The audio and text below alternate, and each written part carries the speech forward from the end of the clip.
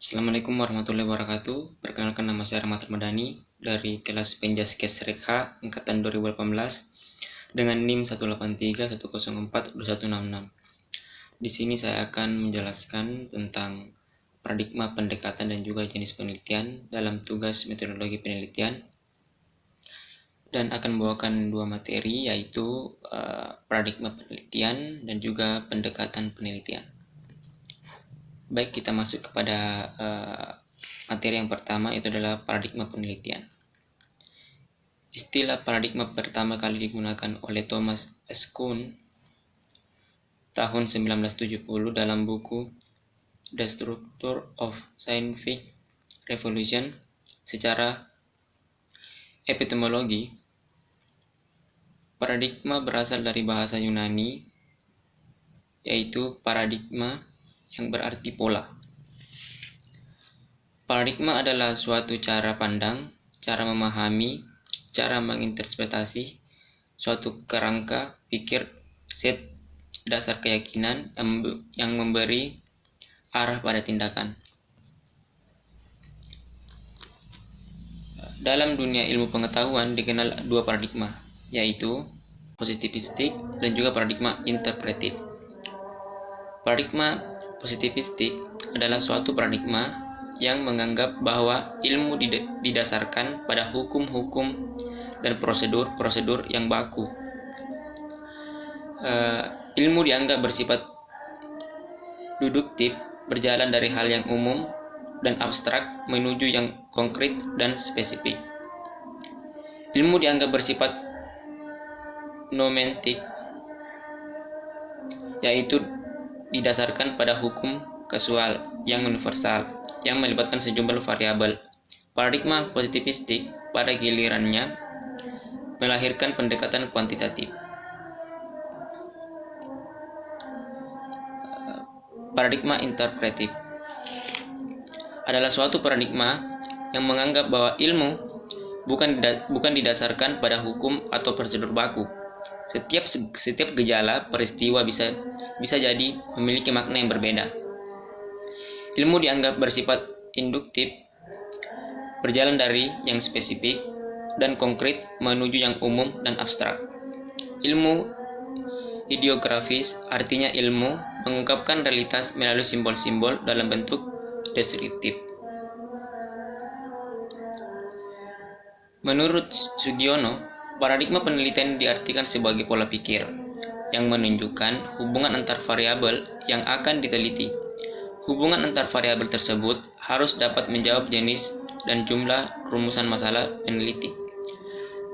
Variabel-variabel itu juga menunjukkan hipotesis dan teknik analisis statistik yang akan digunakan dalam teknik analisis statistik, termasuk asumsi-asumsi dan pola pengumpulan data yang mendasari paradigma model penelitian.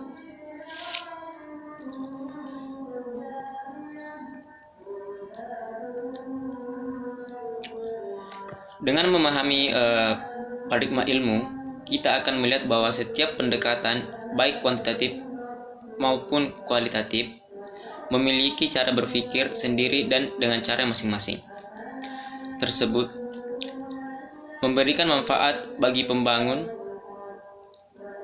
ilmu pengetahuan. Setiap pendekatan memiliki kelebihan dan sekaligus pada saat yang sama juga memiliki keterbatasan. Menerapkan begitu saja tanpa melihat kesesuaian dan masalahnya pada penelitian bukanlah tindakan yang cerdas. Pendekatan penelitian. Secara garis besar, dua pendekatan dalam penelitian, yaitu pendekatan kuantitatif dan juga kualitatif. Sebagai dikemukakan di atas, kedua pendekatan ini lahir dari paradigma yang berbeda.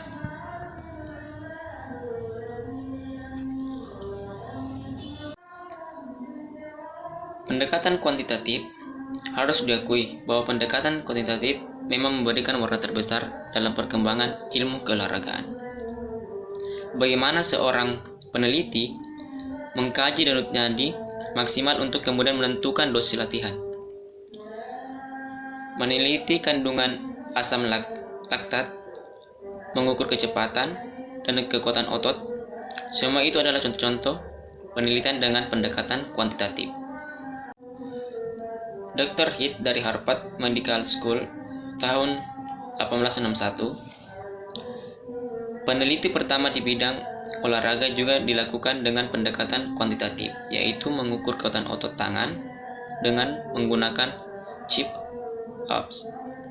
Pendekatan kuantitatif dalam penelitian antara lain dicirikan oleh pengujian hipotesis dan digunakan instrumen-instrumen tes yang standar. Secara garis besar, penelitian dengan menggunakan pendekatan kuantitatif dengan dua macam, yaitu penelitian eksperimen dan yang kedua adalah penelitian non-eksperimen.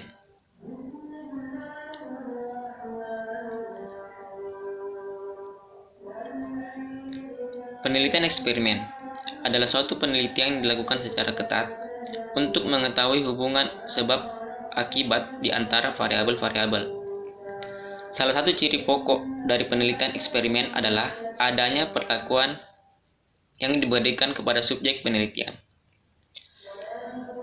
Perlakuan bisa berupa memberikan beban latihan, memberikan makanan atau suplemen, mengajar dengan metode tertentu, dan sebagainya, sesuai dengan tujuan penelitian.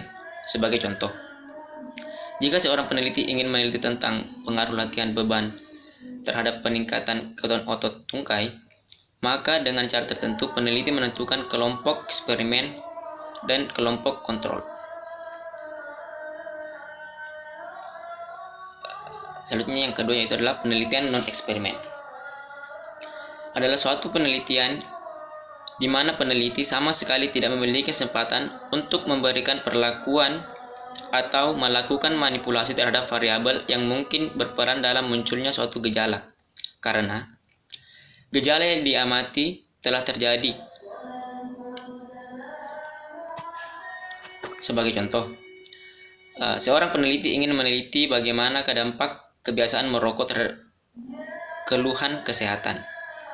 Dalam kaitan ini, peneliti tidak memberikan perlakuan misalnya dengan memberikan sejumlah rokok kepada sejumlah orang dalam kurun waktu tertentu, melainkan mencari orang-orang yang sudah memiliki kebiasaan merokok untuk kemudian diukur kondisi kesehatannya.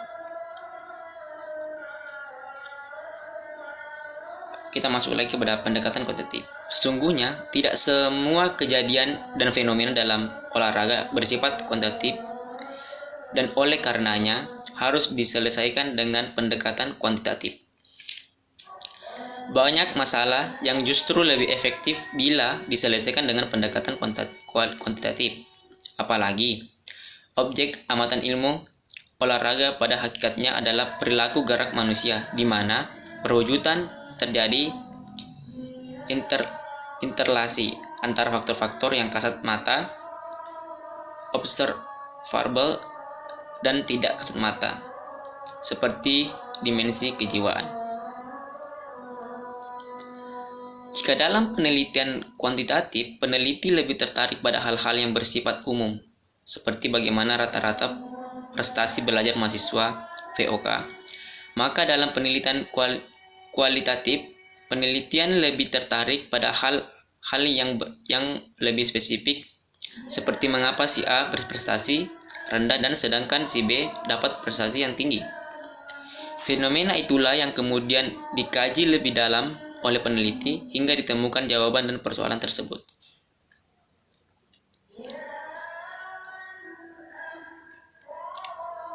Perbedaan pendekatan kuantitatif dan kualitatif. Sungguh, perbedaan pendekatan kuantitatif dan kualitatif.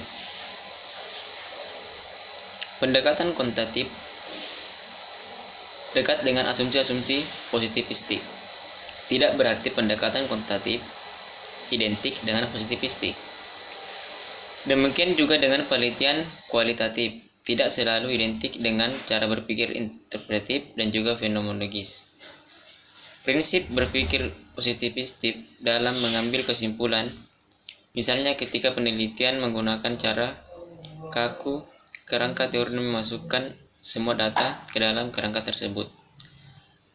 Prinsip berpikir interpretif, misalnya metode kuantitatif, tidak digunakan untuk menguji hipotesis, mencari hukum atau meramalkan, tetapi untuk memahami konteks kelompok-kelompok yang berbeda.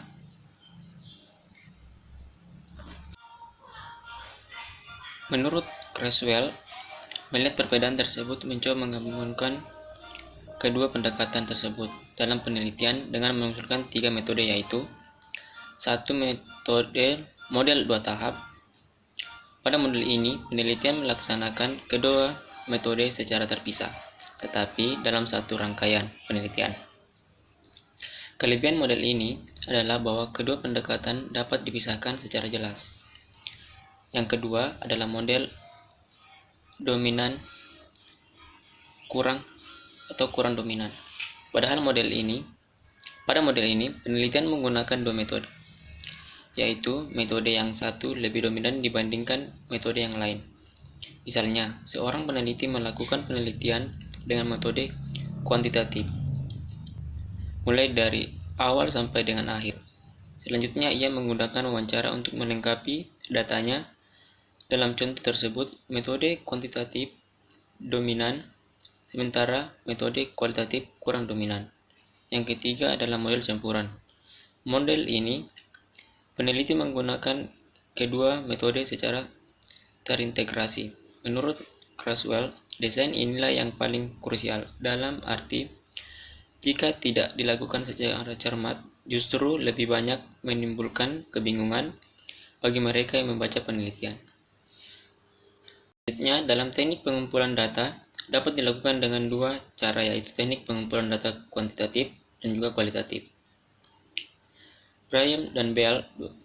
Menurut Michael Daniel dan Gates, penelitian kuantitatif adalah penelitian yang digunakan untuk mendapatkan perbedaan yang signifikan secara statistik. Lebih lanjut, perbedaan tersebut dapat dilihat dari gambaran berikut ini. Perbedaan paradigma penelitian kualitatif dan kuantitatif. Di sini ada pandangan dasar tentang kualitatif dan juga kuantitatif. Salah satunya adalah jenis pertanyaan. Bagi kualitatif bersifat menyelidiki, sedangkan kuantitatif teknik tidak bersifat menyelidiki. Dan ada juga ukuran sampel. Untuk kualitatif ukurannya kecil dan untuk kuantitatif ukurannya besar.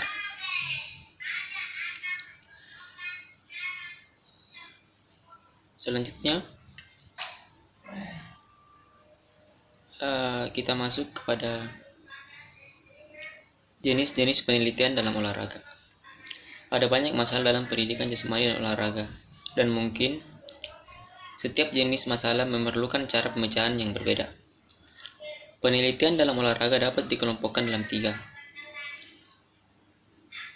kategori, yaitu kuantitatif, kualitatif, dan kombinasi antara kuantitatif dan juga kualitatif. Kategori dan jenis penelitian dalam olahraga. Kuantitatif adalah jenis penelitian eksperimen murni. Jenis eksperimen semu, kajian yang tidak non-eksperimen, deskriptif, survival, koresional.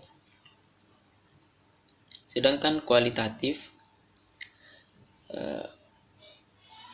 studi komparatif, interpretatif, etnografi, model, dan tahapan. Selanjutnya, penelitian eksperimen.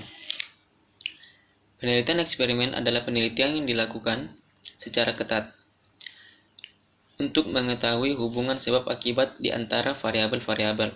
Salah satu dari ciri utama dari penelitian adalah adanya perlakuan yang dikenakan kepada subjek atau objek penelitian dalam penelitian eksperimen. Seorang peneliti sejauh mungkin harus dapat memastikan bahwa variasi atau perubahan yang terjadi pada variabel terkait benar-benar disebabkan oleh adanya manipulasi pada variabel bebas. Untuk mendapatkan validitas internal memang tidak mudah. Ada beberapa hal yang harus dipahami, yaitu yang pertama adalah equalization of treatment, yang kedua adalah learning, yang ketiga adalah history, yang keempat adalah menstruation, yang kelima adalah resting. Selanjutnya adalah penelitian, kaji, atau tindak.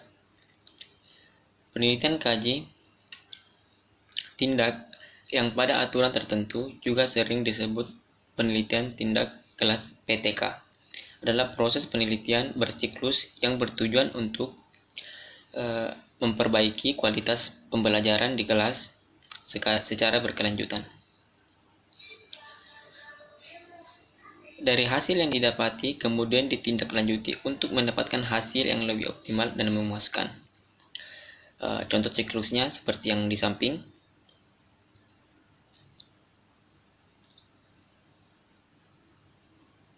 Kita masuk pada penelitian deskriptif. Penelitian deskriptif adalah penelitian yang dilakukan untuk menggambarkan gejala atau fenomena, peristiwa tertentu, pengumpulan data yang dilakukan untuk mendapatkan informasi terkait dengan fenomena, kondisi atau variabel tertentu, dan tidak dimaksud untuk melakukan pengujian atau hipotesis. Bentuk sederhana dalam penelitian deskriptif adalah penelitian yang dengan satu variabel. Demikian juga dengan bentuk analisisnya. Biasanya menggunakan statistik deskriptif seperti mean, media, presentasi, rasio, dan sebagainya. Secara umum, langkah-langkah penelitian deskriptif adalah sebagai berikut. Salah satunya adalah menentukan masalah, mengidentifikasi informasi yang diperlukan untuk memecahkan masalah, memilih atau menyusun instrumen pengumpulan data.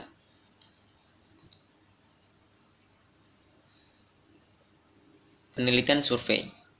Penelitian survei adalah penelitian yang mengambil sampel dari satu populasi dan menggunakan kuesioner sebagai alat pengumpulan data.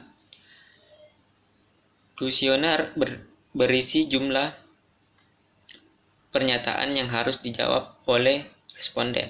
Misalnya, dengan mengirimkan atau memberikan kuesioner kepada responden, menanyakan langsung atau interview dengan responden, atau bisa juga dengan menggunakan telepon. Ada 4 ciri untuk penelitian survei, yakni: pertama, menggunakan kuesioner sebagai instrumen utama. Kedua, subjek penelitian dalam jumlah besar. Yang ketiga, tidak memberikan perlakuan. Yang keempat, menggunakan logika deduktif sebagai kerangka berpikir. Secara umum, langkah-langkah penelitian survei adalah sebagai berikut seperti di samping. Salah satunya adalah menentukan sampel atau responden, menyusun kuesioner sebagai alat pengumpulan data, atau dan juga melaporkan hasil. Selanjutnya, penelitian korasional. Penelitian korasional adalah penelitian yang menghubungkan satu atau lebih variabel bebas dengan satu variabel terikat, tanpa adanya upaya untuk mempengaruhi variabel tersebut. Adapun langkah-langkah dalam penelitian korasional adalah sebagai berikut. Yang pertama adalah menentukan masalah, yang kedua adalah menentukan sampel, yang ketiga menyusun atau memilih instrumen pengumpulan data, yang keempat mengumpulkan data, yang kelima analisis dan interpretasi data, dan yang terakhir adalah menyusun laporan. Penelitian perbandingan. Penelitian perbandingan adalah penelitian yang membandingkan satu kelompok sampel dengan kelompok sampel yang lain berdasar variabel atau ukuran-ukuran tertentu. Misalnya, kita ingin membandingkan antara pemain sepak bola Indonesia dengan pemain Italia berdasarkan ukuran tinggi badan VO2 max. Kita ingin membandingkan kualitas kesehatan antara orang yang bisa berolahraga teratur dan orang yang tidak berolahraga teratur atau yang jarang berolahraga. Penelitian evaluatif. Penelitian evaluatif adalah suatu penelitian yang menggunakan prosedur evaluasi untuk mengumpulkan dan menganalisis data. Prosedur evaluasi memiliki dua kegiatan, yaitu yang pokok, yakni pengukuran dan hasil pengukuran dengan standar tertentu. Perbandingan tersebut dapat disimpulkan apakah satu program layak atau tidak, atau efektif atau tidak. Misalnya, terkait dengan pelaksanaan kebijakan kurikulum, program latihan, pembelajaran, penerapan atau aturan tertentu, dan sebagainya. Evaluasi dilakukan secara tingkat pelaksanaan seperti lingkungan sekolah, kelas, kecamatan, kabupaten, sampai tingkat nasional. Salah satu model penelitian evaluasi yang lazim digunakan adalah model CIPP, yaitu konteks, input, proses, dan produk. Untuk mengetahui perubahan dan perkembangan yang terjadi, dibutuhkan penelitian evaluasi. Kelayakan suatu program perlu diuji, apakah masih bisa dilanjutkan atau diubah. Melanjutkan program yang tidak layak hanya akan membuang biaya, waktu, dan juga tenaga. Adapun langkah-langkah dalam penelitian evaluasi dapat dipaparkan sebagai berikut. Salah satunya adalah penegasan mengapa penelitian evaluasi dilakukan. Yang kedua adalah model penelitian evaluasi yang sesuai. Dan yang ketiga adalah mengidentifikasi pihak-pihak yang terkait dengan penelitian, dan seterusnya. Penelitian pengembangan. Penelitian pengembangan adalah suatu penelitian yang bertujuan untuk mengembangkan suatu produk baru atau menyempurnakan produk yang sudah ada. Penelitian pengembangan umumnya bersifat siklus, yang diawali dengan adanya kebutuhan-kebutuhan tersebut diselesaikan dengan pengembangan produk, dan untuk menghasilkan produk yang terpercaya perlu dilakukan pengujian beberapa kali. Ada beberapa langkah-langkah penelitian pengembangan dapat dikemukakan sebagai berikut. Yang pertama adalah analisis kebutuhan, yang kedua adalah menyusun rencana penelitian, yang ketiga adalah membangun produk awal, yang keempat uji coba lapangan, yang kelima adalah merevisi hasil uji coba.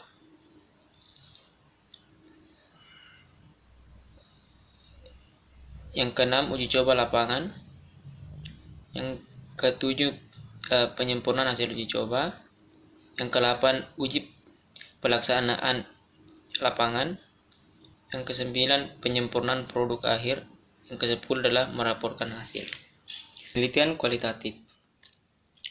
Penelitian kualitatif adalah sebuah penelitian dilakukan untuk memahami suatu fenomena secara mendalam dengan penelitian sebagai instrumen utama.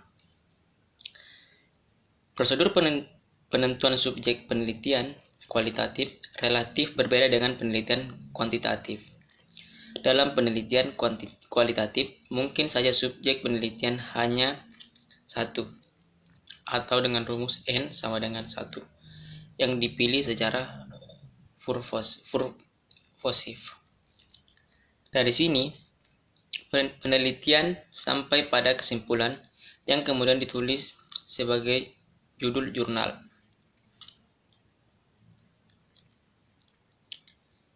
Metode pengumpulan data dalam penelitian pengamatan hanya akan menghasilkan data yang kredibel apabila dilakukan oleh pengamat yang terlatih, tidak dipengaruhi oleh interns biasa dan latar belakang tertentu.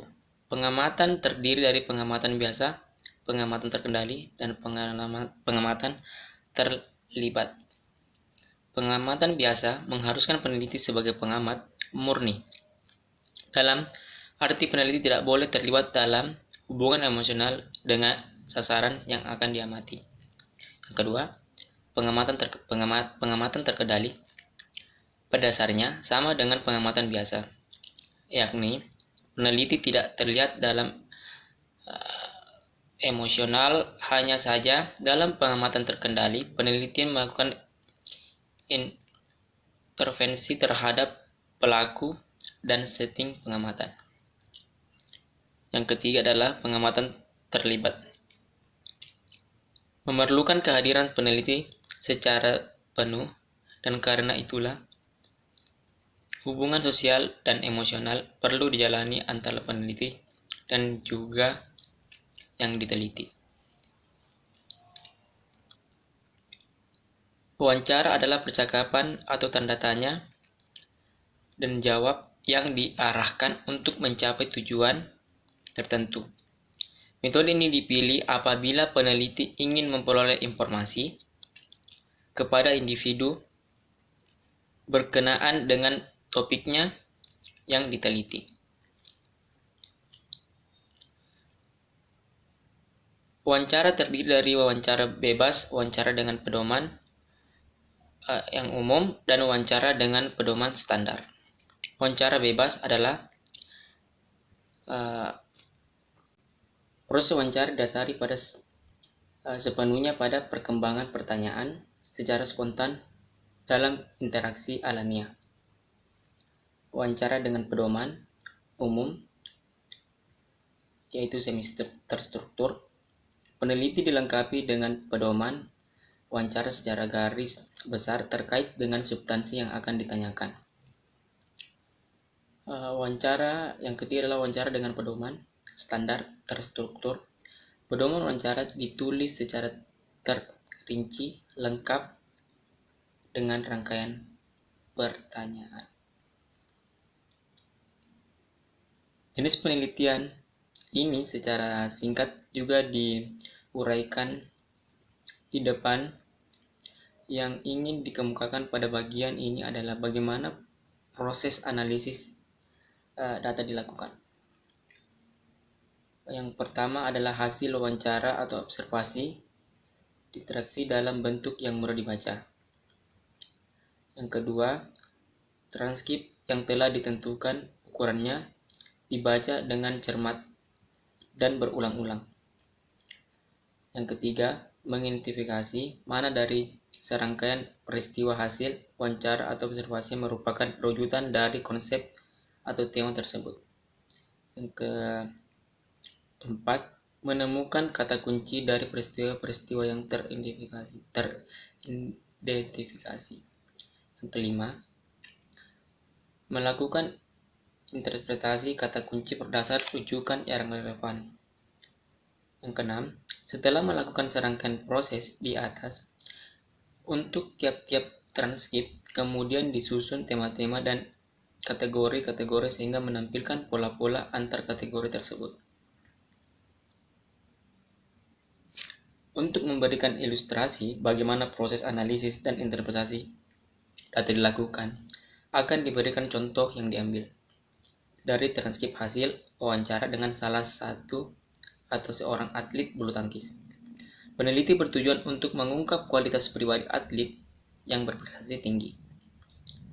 Melalui proses analisis data, kata kunci interpretasi sebagaimana terlihat pada skema yang di atas. Pada akhirnya dapat diidentifikasi ciri kepribadian atlet yang dalam contoh di atas.